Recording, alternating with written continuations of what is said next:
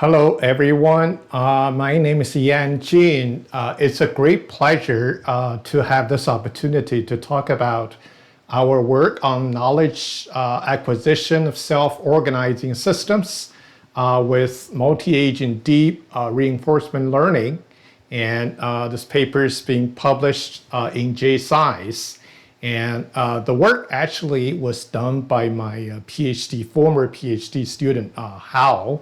And because he's busy working right now, so I have to present, for our group.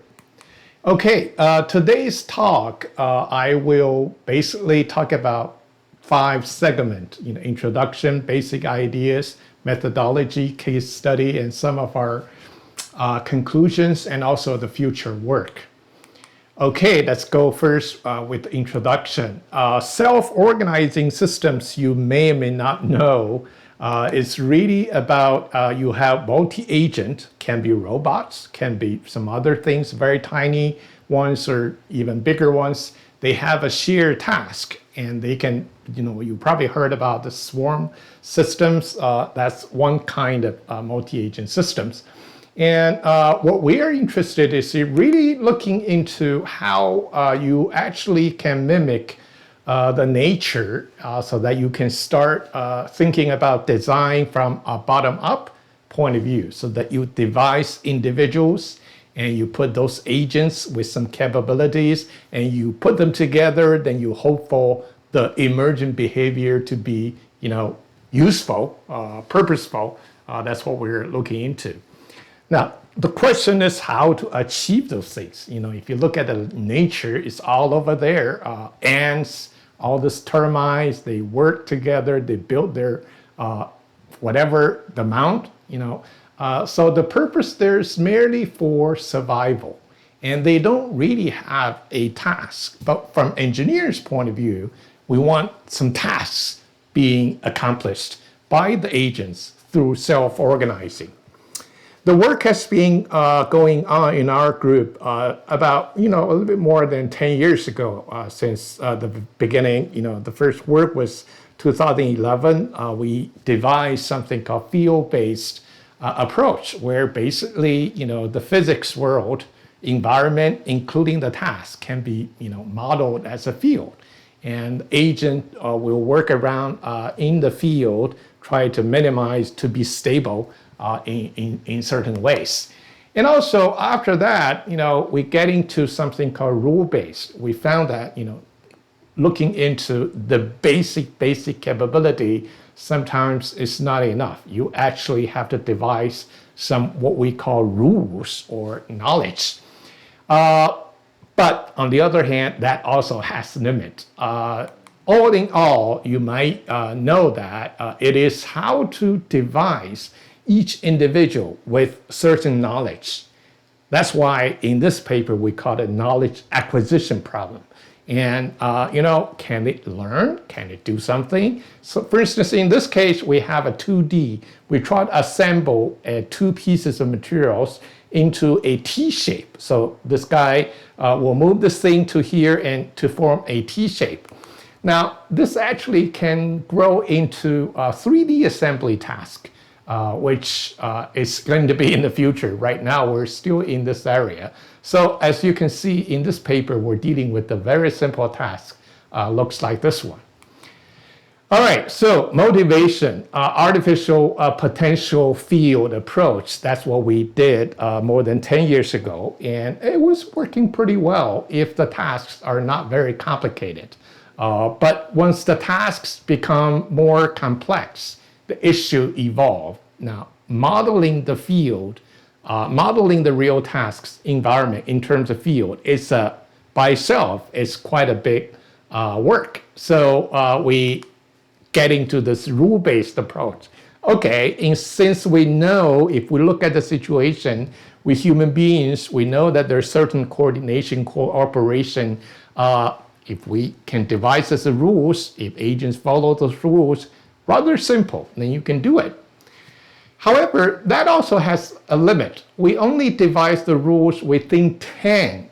It's already quite complicated, okay? And the thing is that sometimes the rules may be in contradiction with each other, and there may be some other issues. So that's why we think there's a knowledge acquisition issue remains. Now, the challenge here is that, can we devise some learning capability so that, the agents can automatically learn all those things by themselves?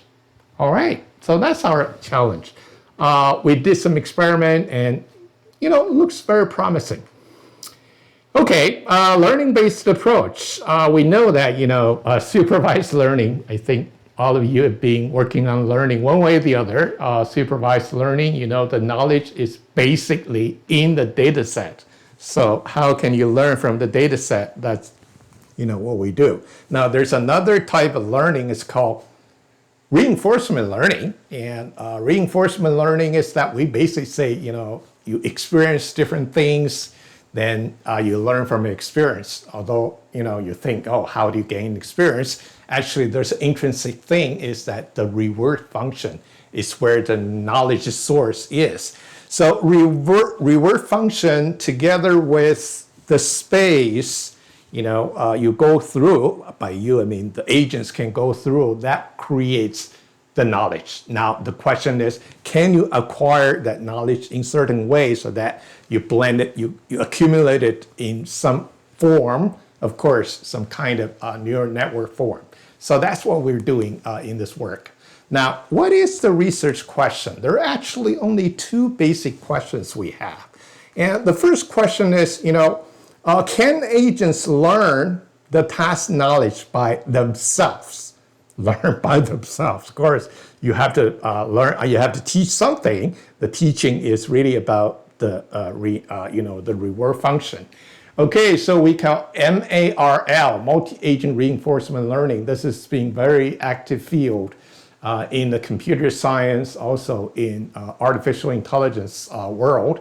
And we basically, take that approach. Now, there's issues there. First, the learning can be stable. Sometimes it learns, sometimes it doesn't. Now, there are a bit different issues. So we try to ask this question. The second thing is, if we have a multi-agents in a single task, do they differentiate? They learn different things from, different perspectives, or they just learn exactly the same thing? That's what we don't know. We need to take a look at that. And the second question is, of course, if you let them learn, they will learn. They will learn some kind of knowledge, may or may not be useful. Now the question is, how do you evaluate the knowledge that has been learned? How do you know that's high quality? How do you know that it's going to work? Or how do you know that it's transferable or expandable to different situations? And that's something we're looking into. So the quality and expandability issue. So those are the two major things we're looking into. Now, here is the methodology of our work.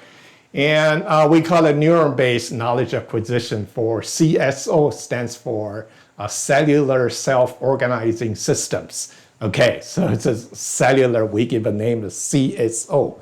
That's what we do. Okay, so reinforcement learning. I don't need to talk too much about that because most of you already know, supervised learning, whatever, unsupervised learning, reinforcement learning itself, where you have a state space, action space. Now you have a transition matrix, reward function, discount factors. So you maximize long-term returns, not just, next step or 2 steps away. No, it's the whole step from beginning to the end. That's why the episode makes sense. You have to go through all the episode and you accumulate experience based on so many experiences, and you learn what you do. So this is actually, we're using relatively simple, very typical Q-learning approach. That's why you can see those equations. You saw it somewhere, and this is definitely, it's a value-based approach rather than policy-based. So try to optimize the action policy. Okay, so that's about, that's an individual agent. Now, it's not very much different if you transfer the individual agent into multi-agent deep reinforcement learning. And in this case, there are two different categories. One is more competitive learning, meaning you have a group of agents has one goal to push the box to the other side. Then you have another group has the goal to push the box to this side. Obviously, they're competing. So it's a different reward function, opposite exactly. And another thing is, as you can see, those four agents just push the box to the goal, and very much the same thing. So those are, it's called, same reward function. It's a cooperative environment. So what we're doing right now is really a cooperative situation where self-organizing systems has a very clear common goal to push the box, now it's in a very specific situation to push it there. Now, each agent, by the way, they don't talk to each other. They basically view their self. They have actions, okay, action space. Then they view everything, basically the task, the box, obstacles, walls, whatever, as a state. So it's like I learn my own work. Okay, I just learn by myself.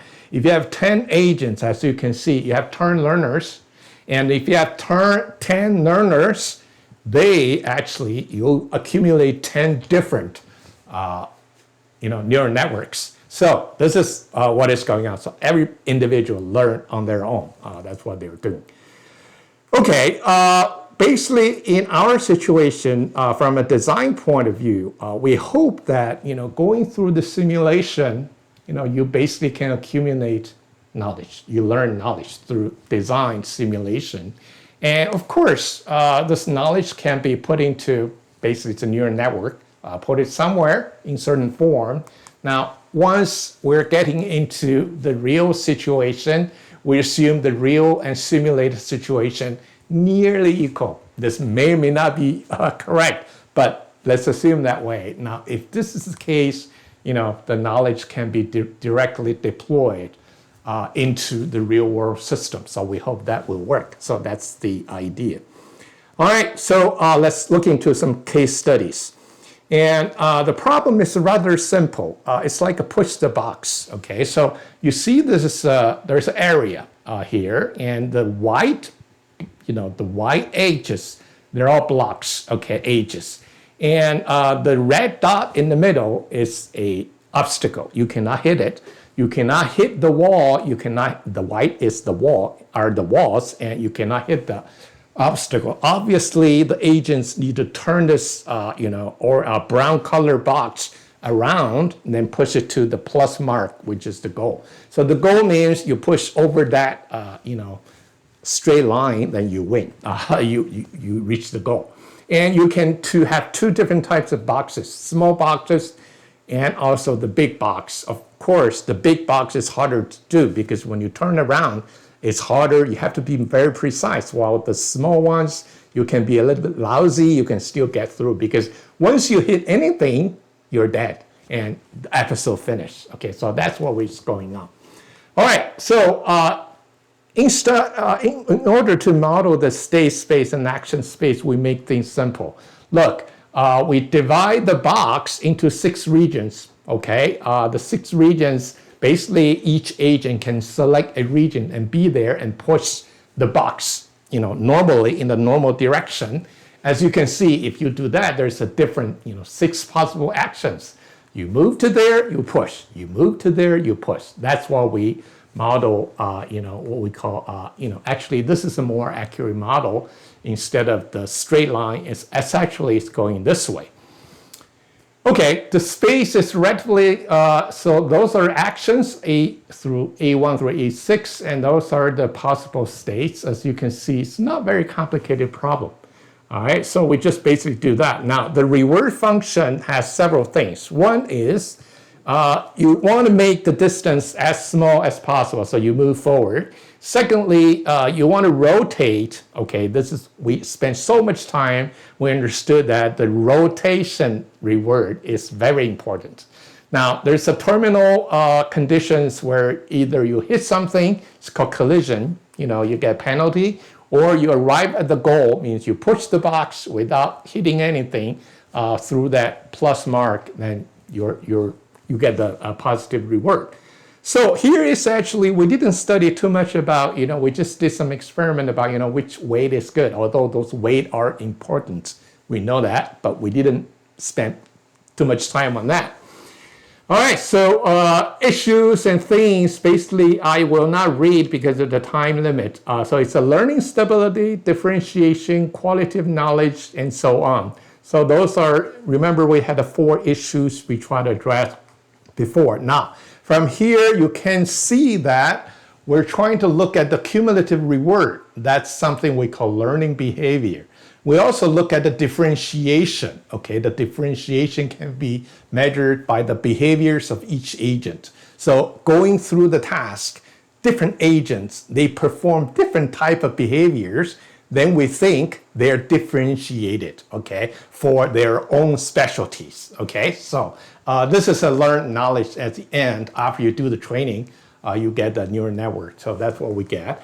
And this is for testing. Okay, once we get the neural network, now it becomes an independent variable on the top. And so we change the team size of the agent. We do the different types of boxes, different noise levels, and we kind of do the stress test to see how the agent will perform, whether they can successfully, what's the success rate? If you run 100 times, will that 70%, 90%, 99%, or 10% success. So that's what we're interested in. Now, let's look into some of the results. So those are some interesting things. As you can see, since it's reinforcement learning, sometimes they don't finish. They just keep doing wrong things all the way, as you can see. But gradually, they actually figure out what to do. And you can see this, very correct trajectory. All right, let's look at this. So what we're doing now, as you can see from the bottom of this box, we're looking into learning behavior, okay, stability, okay. Now, we're looking into the independent variable, which is number of team members, how many agents in the team. First block is only 1 agent. The last block, you have 10 agents. If you look at this, oh wow, if you have more agents, it's getting better, right? Yes, correct.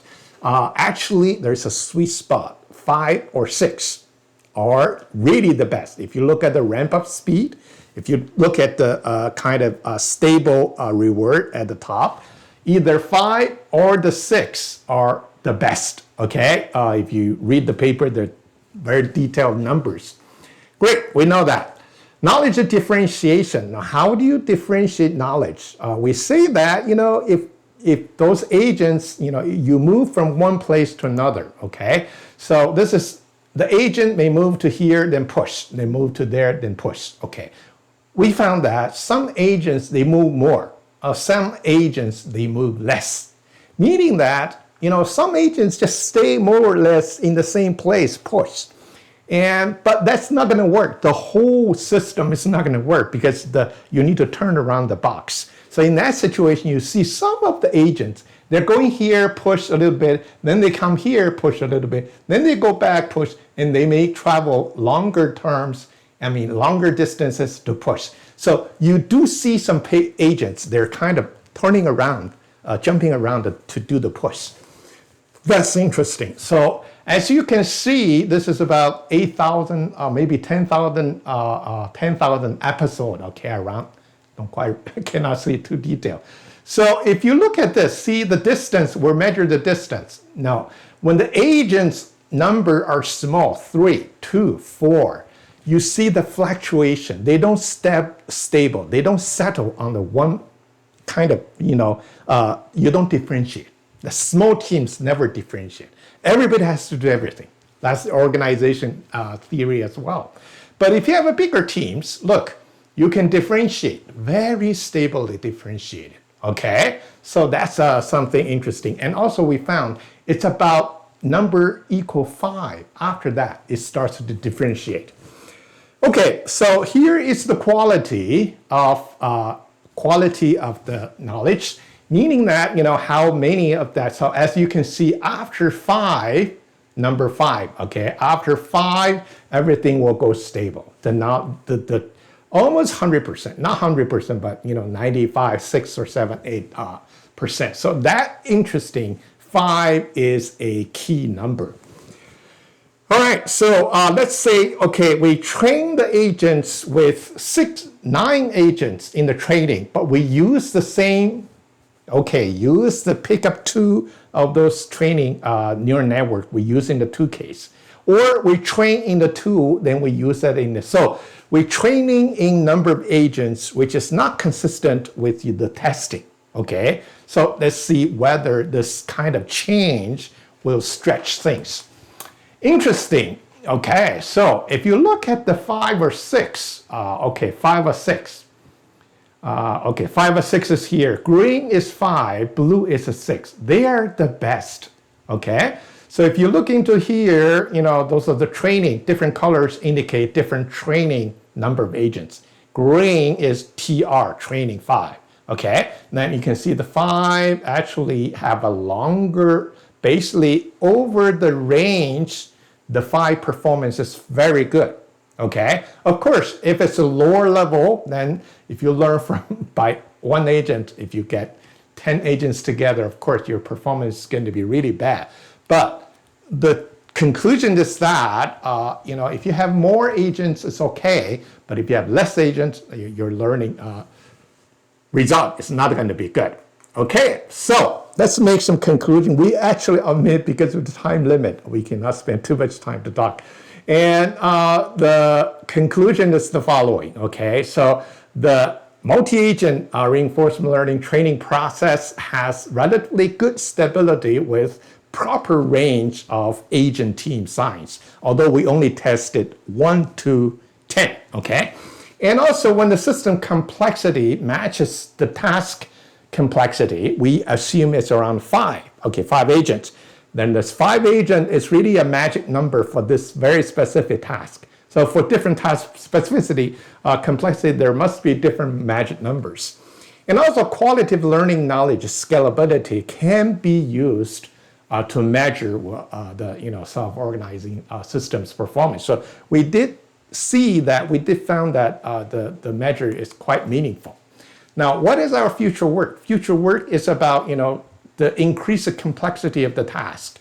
And of course, we're already doing the 2-dimensional, not only 2 pieces of material, 3 pieces, you're becoming a triangle or becoming a star to assemble a star. How can they do that? That's one direction. The second direction is we call social learning. Can I learn from other agents? Okay, I only learn from the task what I did, but can I observe other guys and they did a good thing? Can I just learn from them? This is related to the social learning. Okay. All right, thank you very much. I'm sorry we cannot have this interactive opportunity, but if you have any questions about this type of work or related work, please email me. I'll definitely respond to your email. Thank you. Thank you very much.